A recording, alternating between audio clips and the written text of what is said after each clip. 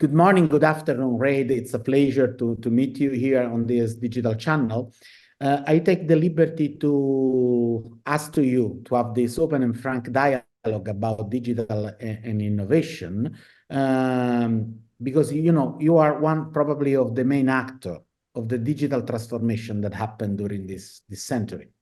If I look what happened in the first 3 decades of this century, the first decades is the moment in which we developed a personal computational power. With the smartphone, I got a personal computational power in my pocket. And also that became a digital social space. To be a citizen is just not anymore to live in a physical space, but also to live in a shared digital space. And the end of the first decade was the Arabic Easter movement, in which we saw digital and digital as an opportunity of freedom of speech. In that decade, you was one of the main actors with your commitment with PayPal and the boosting of that kind of digital as new infrastructure. And then with the founding and thinking about LinkedIn, one of the main core shaping of digital space. Then happened in the second 10 years of the century, a new strange effect. The market and economy discovered the digital space. And we finish the second 10 years with another symbolic event that is the riot of capitalism, in which the digital space simple become a nightmare for someone or become something in which we cannot anymore trust about truth or non-truth. And we are starting this third 10 years with a new thing. The personal computation power now is centralized in cloud with AI. And we have new actors, and that is pinging on us. Like we said a lot of time during our discussion, generative AI with new wonderful text and new wonderful images, it's a new things. Well, what did you learn during these years? What's your perspective as one of the main producer of this kind of journey for the human beings? So, as you know, since it's also another one of the organizations you work with, I gave the commencement speech last year at the Bologna Business School, talking about the importance of remembering the Renaissance in the creation of technology, which is essentially remembering humanism, remembering, beauty, remembering, kind of the technology is not just machines, but it also plays a role in our lives. And one of the things I said was that we maybe should not be called Homo sapiens, but Homo techne. The way that we evolve is through kind of our technology of glasses, our technology of clothing, our technology, not just fire and wheel and everything else, but also in these most recent decades. And, every time that we have these kind of major technological jumps, it does cause a resorting, and there is transition issues. So, for example, obviously when we created photography and we didn't have any ability to create fakes, we had a new method of telling truth because you had a picture, and if you had a picture, the picture was truth. It was like seeing is believing. Of course, a picture being truth has been not true for quite some decades. It's not just the most recent AI, there's Photoshop and a bunch of other things. And so as technology evolves, that question of what is truth and what is trust evolves as well. Now, that being said, obviously, there's ways that we can still build to truth. I mean, there's cryptography and institutions and other ways. And I think it's one of the things that we need to deliberately do. That actually our collective learning as a society, this is again one of the things that was amazing about the Renaissance, is a flowering of learning and sharing of information. You need to have truth and trust in order to do that. And so, I myself describe myself as a techno optimist, not a techno utopian, which means that we can make much better things with technology. We just have to shape it. But it doesn't come out just because you build the technology. Just because you build the technology doesn't mean everything works out well. You have to shape it in the right ways. And I don't think it's like, oh my God, it's impossible to shape. I think it's doable. It just needs to be done. And so my, kind of thinking about, our progress in the last few decades is there's been a lot of amazing things. I mean, for example, when you consider, the intersection of, like, for example, a smartphone and Wikipedia, we have an amazing amount of resource of information just in this one microcosm that's at everyone's fingertips. I think that's a interesting thing to think about, what we're doing now with artificial intelligence, because I can see a line of sight how on every smartphone we can have a medical assistant, and every smartphone we can have an infinitely patient tutor. Well, for the number of people who have access to a doctor is probably less than a billion, really, right?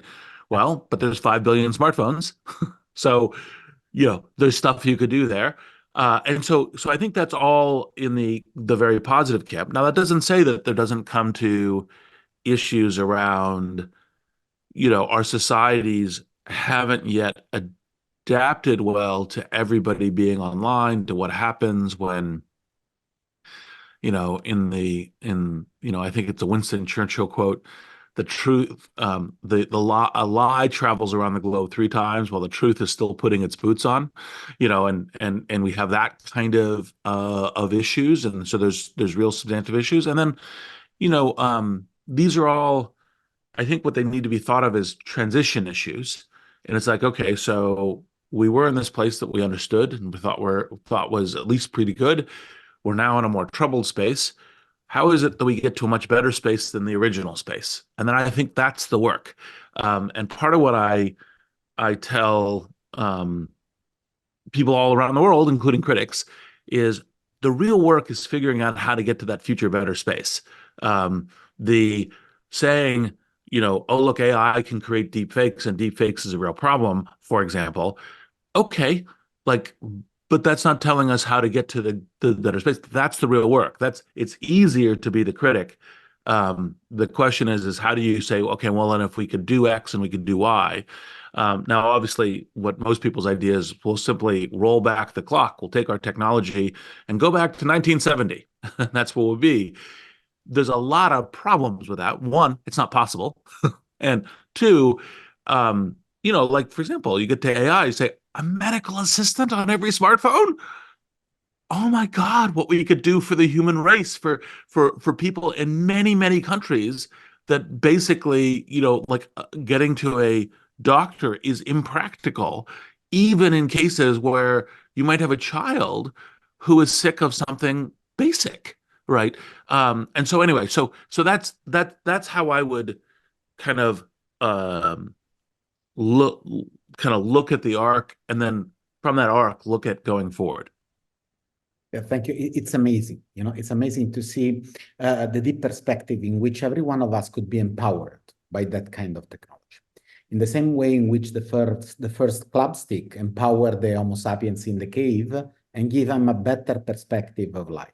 Yes, of course, then the club stick could be a tool to open up much more coconuts, or could be a deadly weapon to open someone else. Then we have a problem with human beings. And that brings me to make you another question, because you are in a privileged standing point to see what's going on. You move from being one of the boots on the ground men with your company to be one of the most successful venture capitalists in that section, in which you see what's going on. Who are the real women and men that now are producing this new jumping in technological revolution? Well, we could spend the entire time listing out some of the key people. There's Fei Li at Stanford, who is in multiple times kind of one of the great innovators, and with ImageNet was kind of the kickoff of the using kind of substantive data sets in order to create kind of valuable, um, uh, kind of valuable evolutions of cognitive capability by doing this. There is kind of the DeepMind founders, Demis Hassabis, Mustafa Suleyman, who I co-founded Inflection with, Shane Legg.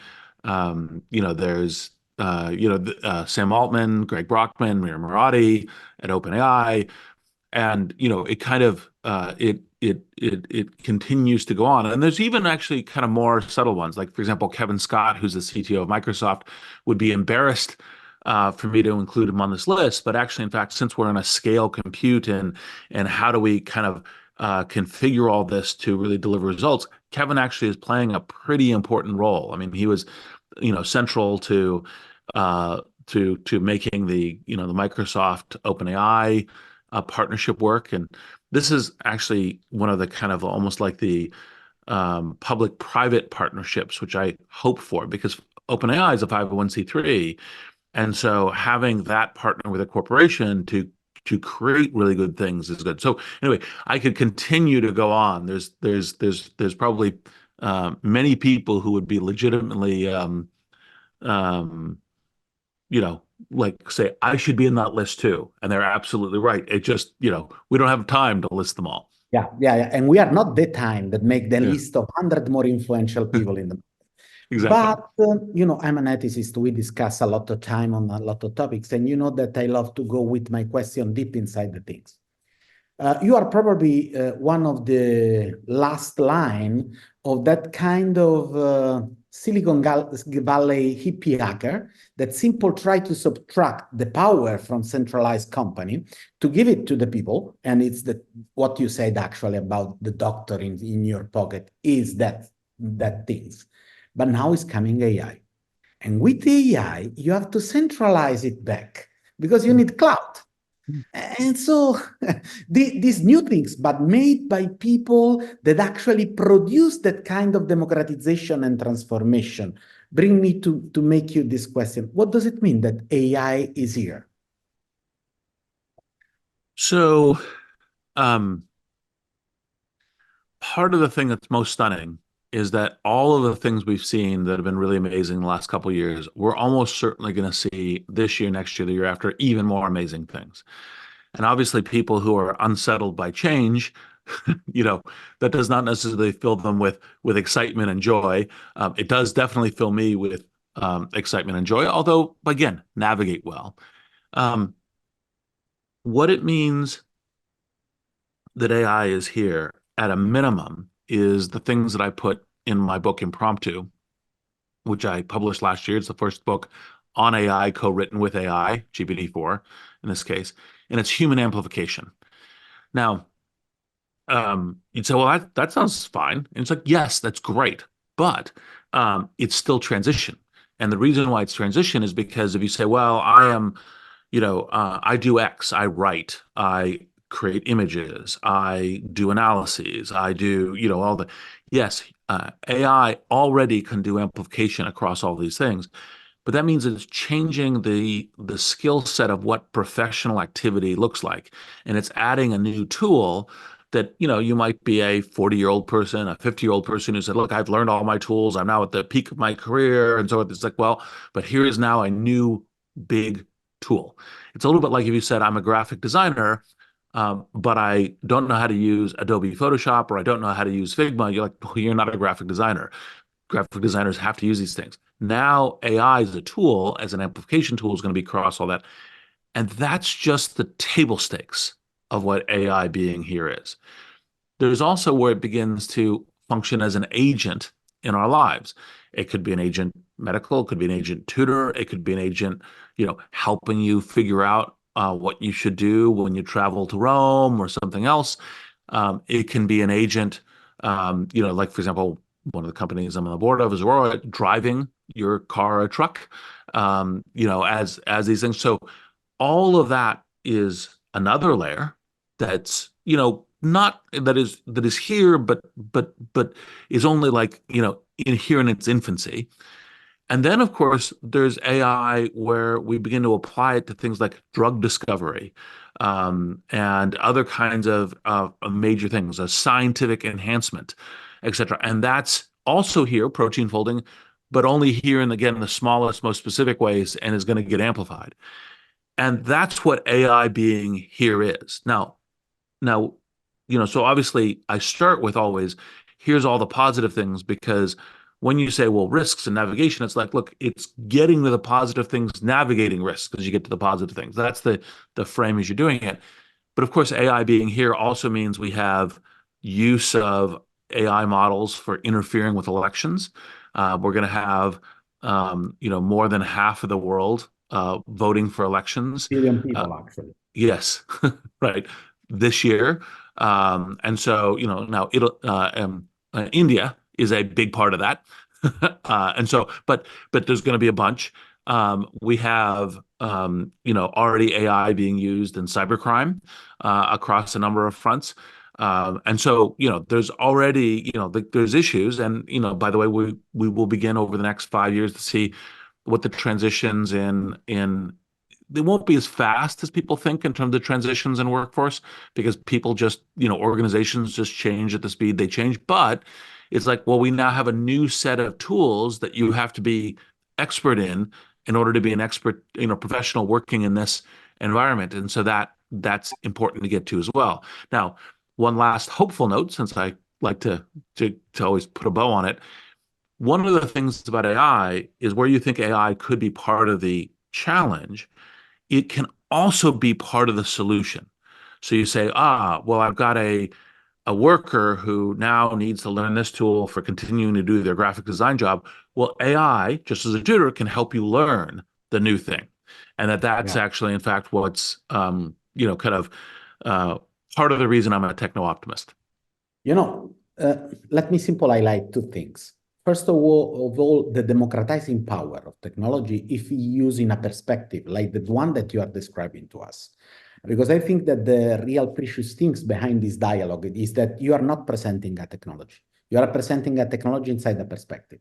And if you have a human-centric perspective, then the technology make light to our reality in a really different way. And it's impressive me when you say you can have a personal assistant.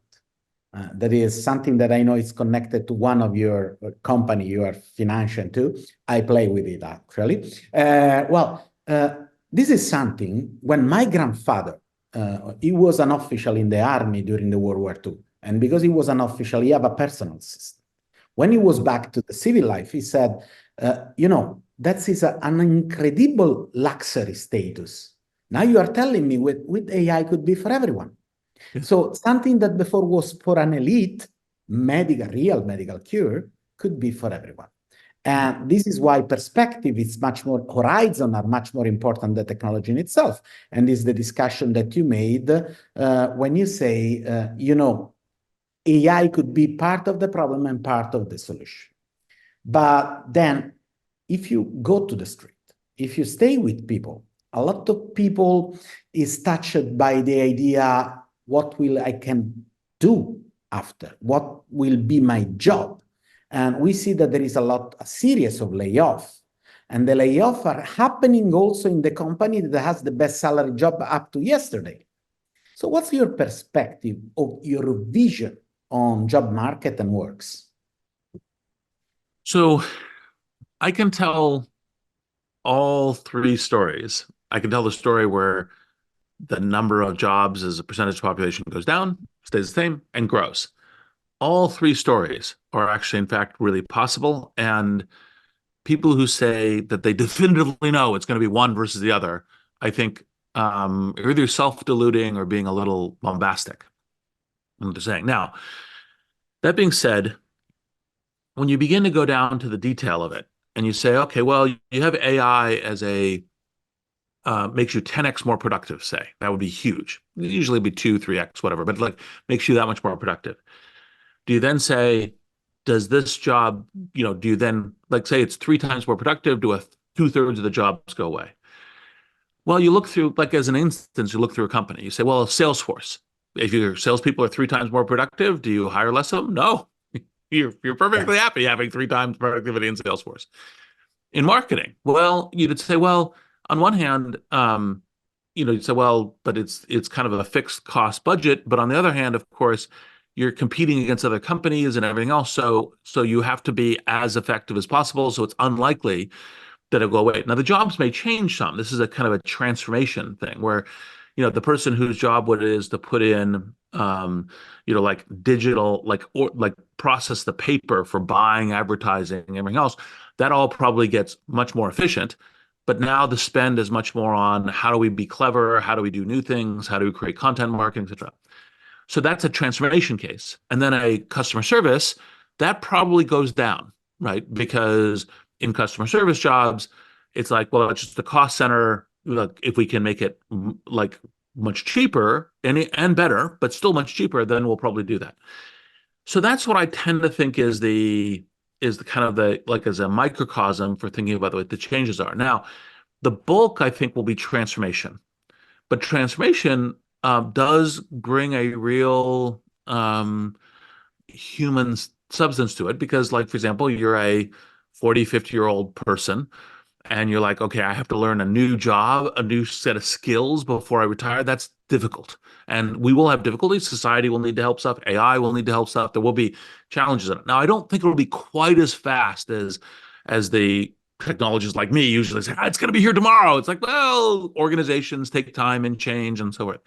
I ultimately think, like most technological revolutions, we will figure out new jobs. Like there'll be new industries, new jobs. Like, for example, a digital marketer didn't exist, until the last couple of decades. A data scientist didn't exist until the last couple of decades, and a lot of what the visibility lens that I see on AI, people say, well, the AI will just be better at everything that we do. I'm not sure that that's the case. I mean, look, if it is, then we can handle it. And by the way, then we can figure out like how do we make our society more of a kind of providing this underlying productivity infrastructure to everybody. And then maybe we all move to European work weeks. Take the month off in August. That wouldn't be a bad outcome. But I think it's much more likely that what it's going to be is human plus machine is going to be much more capable in a number of fronts. And I think that's what you already see. GPT-4 already has human superpowers. It can do writing faster than human beings. It can write on subjects on a much broader range than any human being that exists because because of the amount of kind of data that it's ingested and all this stuff. But that doesn't mean that, like, for example, if you say, well, would I fire my marketing department and put GPT-4 in the marketing department? Your marketing wouldn't be that good, right? Because you have to have the metacognition. You have to know what it is. Now, a person working with it going, okay, let's create, a set of content that helps explain our product or service in the following way, and let's get it to these kinds of people, and let's do that in the loop will be much stronger with GPT-4, but right, like it still is humans doing this in combination, and that's my working hypothesis. And of course, we pay attention to it and adjust as we go. I'm really happy to hear that from you, because I'm writing a little essay on the digital space, and I was back to the producer of ENIAC, the first computer that actually was used to calculate the partial differential equation of von Neumann to make the bomb. One of the producer of ENIAC write to one of his colleagues, ENIAC is unbelievable. He keep 30 minutes to solve that kind of equation. 28 to punch the card, 2 to make the calculation. So in this human plus machine relationship, the human being was the bottleneck. And the bandwidth of data that we can send to the machine, it's much, much lower than the bandwidth of data that the machine can send to us. A screen can simply give a lot of bandwidth to us. And 1975, we invented keyboard, the DOS. 1985, we invented the way to use the hand with the mouse. Late 90, we go to touch. Now we have the language. And the language is the perfect bandwidth to talk with the machine. So if we apply this idea that you are suggesting us, this kind of GPT-4 as a software leverage to do things with much more power. That will be unbelievable successful. But how we can ensure to keep the human in the loop, to keep the human in the center, how we should look at to have a design that simple go in the direction that you highlight. So, in matters of human beings, I don't know if you can ever ensure anything. As a priest that confess, I totally agree with you. Yes, right. So, but I do think that we can steer to having a higher probability of good outcomes and a lower probability of bad outcomes, and then watch and adjust. And so, um, I think, part of the reason why I think it's, this is again part of the reason why I gave the speech that I did at Bologna is because it's really important to bring not just humans in the loop, but humanism in the loop as a way. And then I think that the question is, um, I think I think most fundamentally, we keep asking this question as we see what's evolving. And if we see that human beings are being put in bad ways out of the loop. And what I mean by bad ways is not I have a constitutional right to keep doing my job the way I was doing when I was 40, right? So you can't change my job. Like, for example, like in the US, we have 40,000 automobile accident deaths, let alone injuries and else, but 40,000 deaths per year. If we deployed autonomous vehicle technology the way we have it today, we could probably move that to substantially lower. I don't know, 20,000, 10,000.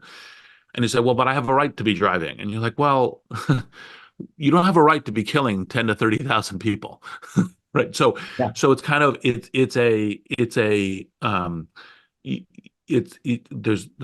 kind of adjustment in these things. But that being said, we want to be making sure that we are doing better transitions than we did in the industrialization age. Because one of the things we should learn from the age of industrialization, because I think what we have here is not just like the steam engine of the mind, is to say, well, how do we make these transitions better than the previous times that we had done it?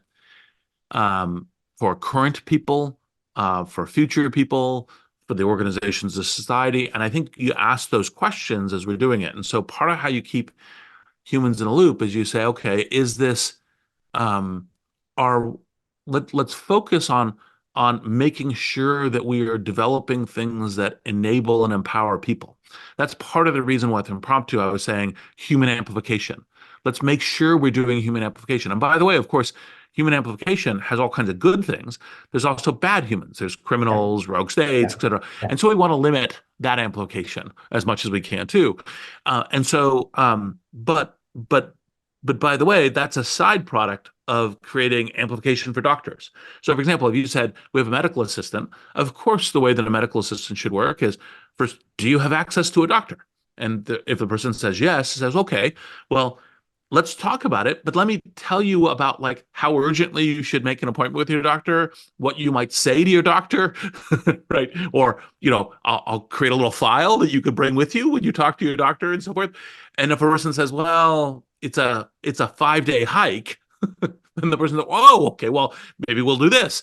Or say, no, I don't have access to the doctor. Okay, well, I'm not a doctor, but here's some things you could try, right? And that's the kind of thing that is like an example of keeping a doctor, which I think is a good idea, in the loop as you can, is part of how you would build a medical assistant device. And that's what the kinds of things we want as society. Anyway, so that's a gesture, but obviously I don't mean to imply that the transition was simple and won't involve, of kind of serious transitional pain, right? In getting there. I don't mean to imply that it's easy. I just mean that would be simple and real. Yes, right.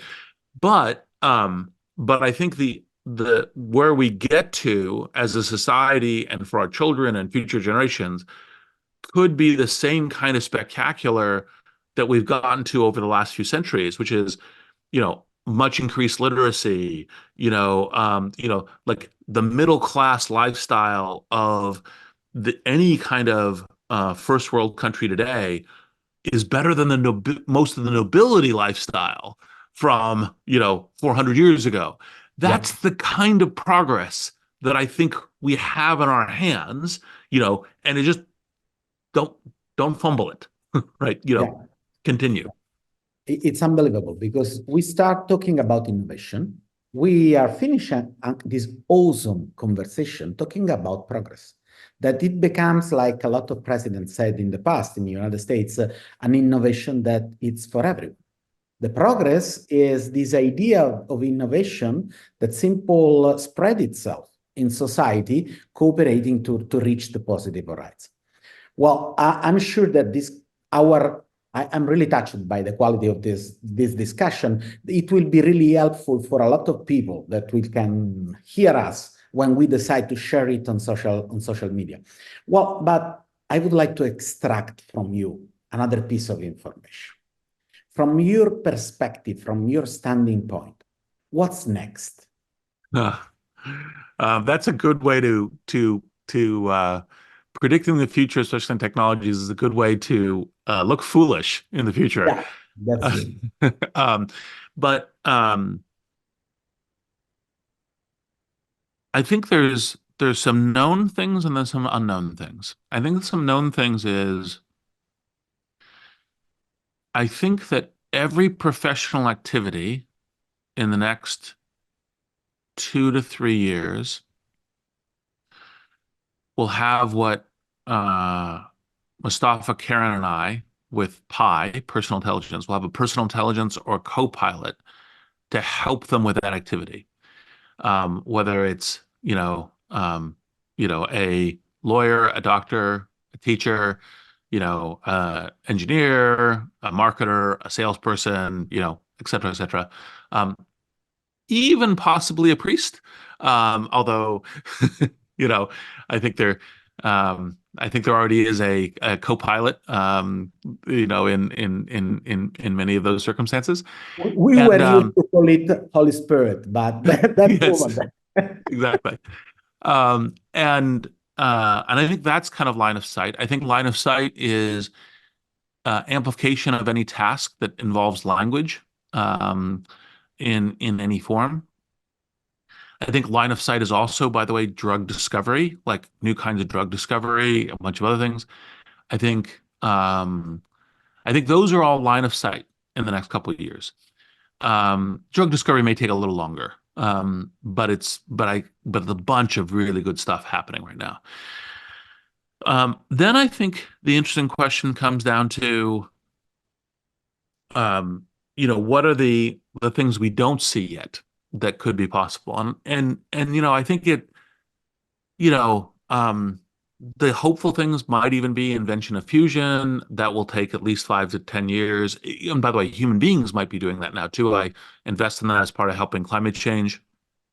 Um, it might be invention of new materials. So just like one of the hopes in quantum computing is kind of drug discovery, semiconductors, other kinds of things.